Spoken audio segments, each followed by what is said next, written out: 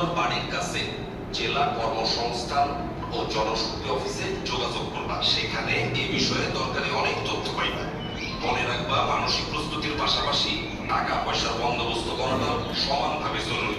এই বিষয়ে পরিবারের মুরব্বীদের সাথে আগে আলাপ আলোচনা করবা। আয় ও ব্যয়ের হিসাব করবা। বিদেশে চাকরি করতে যাওয়া লাভজনক হইব কিনা সেইটাও ভাইবা দেখবা। বাহাদুর, দেশে অনেক ভুয়া দালাল আছে যারা তোমার টাকা লোভ দেখায়া অবৈধ পথে বিদেশ নিতে চাইবে। কিন্তু সাবধান, এদের পাল্লায় কখনো পড়বা না। দালালের কাছে দিলে জাল পাসপোর্ট ধরায় দিতে পারে। তখন মাথা চাপড়ানো ছাড়া কিন্তু আর কিছুই করার থাকবে না। এরা পদে পদে তোমার বিপদে ফেলবো। তোমার পাশের গ্রামের সবুজের কথা মনে আছে? ওই যে যার বিদেশ যাওয়ার সময় মরার দশা হয়েছিল, অবৈধ পথে মালয়েশিয়া যাবার সময় সে পুলিশের হাতে ধরা পড়লো। বেচারা তো শুনছি এখনো মালয়েশিয়া জেল খাটতাছে। দালাল